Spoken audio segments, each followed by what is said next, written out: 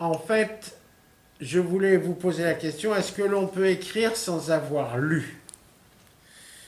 Mon pari est qu'on ne peut pas écrire sans avoir lu. Mon pari est qu'il n'y a rien de tel que la connaissance d'autrui euh, pour fonder ou pour nourrir une production de soi.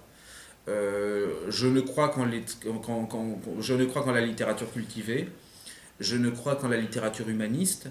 Je ne crois qu'en la littérature dépassant une connaissance de la littérature. Je ne crois pas du tout à cette vulgate, je dirais, moderniste et contemporanéiste de la littérature instinctuelle. Moi, je ne pratique pas ça.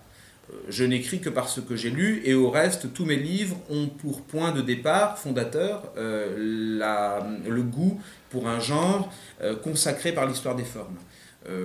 J'ai écrit des romans fondés sur la connaissance qui était la mienne, partielle ou pas, du naturalisme, des romans qui étaient fondés sur la connaissance que j'avais ou pas de l'idylle, que j'avais ou pas des textes sacrés. Toute ma littérature est fondée sur la nécessité de comprendre ou de ne pas comprendre, d'exercer une sorte d'affirmation de soi auprès ou devant ou depuis l'existence d'une forme antécédente. Autrement dit, je n'écris que parce que j'aime, je n'écris que parce que j'ai lu, et mes livres se jaugent à l'aune d'œuvres précédemment écrites. Je ne crois pas en une littérature sui generis, issue de rien, je ne crois pas en la grande surprise du nouveau d'Apollinaire, je ne crois pas en la nouveauté, je ne crois pas en le nouveau, je ne crois pas en l'inédit, je ne crois pas en l'inouï. Tout ça, au reste, non seulement je n'y crois pas, mais tout ce qui est produit à partir de ces idées-là, ou de ces conceptions-là, ou de ces goûts-là, ou de ces militances-là m'ennuie. Et j'affirme ici le caractère de. Enfin, j'affirme ici que toutes mes œuvres sont des réécritures de choses déjà écrites.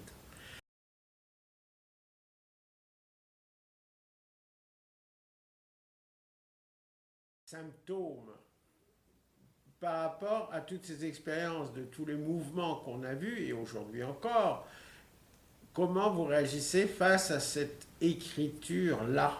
Bon, on va essayer de ne pas être ennuyeux. Le principe de tout ce que vous décrivez, c'est l'idée que, au fond, la littérature, ça n'est que de la littérature. Autrement dit, que la littérature, ça se résume au fond à la machination, au fourbissement de formes.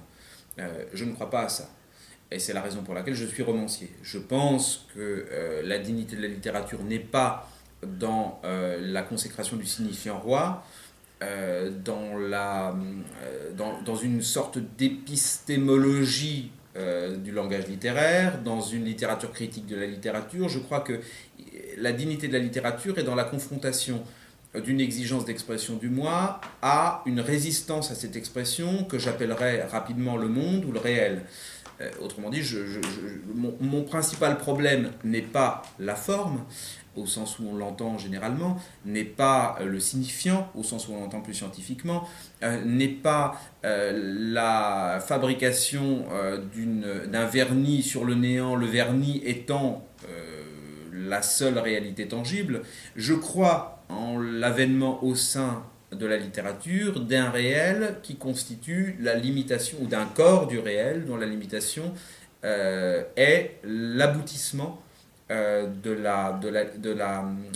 travail littéraire. Autrement dit, ce que je crois, c'est que la littérature n'est pas affaire de forme, n'est pas essentiellement affaire de forme, qu'elle n'est même pas essentiellement affaire de langage, mais affaire de définition d'une limite du langage, elle-même désignant ce qui infiniment excède la littérature et qui est l'éminence d'un réel. D'un côté, vous dites que la fiction, l'autofiction très à la mode aujourd'hui, la fiction autocentrée ne vous intéresse pas, et d'un autre côté, vous défendez le roman. Quelle est la limite entre fiction et roman? La limite entre fiction et roman, pour moi, la fiction, il faut toujours revenir à l'anthologie, c'est jamais une peine perdue. La fiction, c'est le mensonge.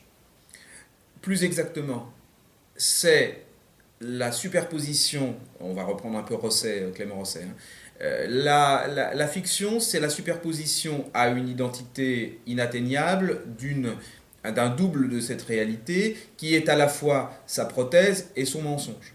Ou plus exactement, qui est à la fois sa prothèse et son remplacement par un mensonge ou par, ou par un ersatz. Bon. Ça, c'est une première chose. Je ne sens pas la nécessité, je ne sens pas en moi la nécessité de remplacer par un ersatz dominé par le travail la réalité inatteignable, parce que sa présence en moi est condition de l'écriture. Autrement dit, ce qui m'importe est la rencontre du travail et de sa condition, c'est-à-dire le rapport d'un travail originé dans le sujet à ce qui est dépassement de ce travail, et ce n'est en aucun cas sa substitution par le travail. Je ne remplace pas le réel par un travail, je ne me situe pas dans la fiction, je confronte le travail, la présence, le présent, et son dépassement infini par une sorte de présent imminent, enfin par une sorte de présent le définissant comme relatif, et que j'appellerais le réel. Autrement dit, je ne crois pas être un auteur de fiction.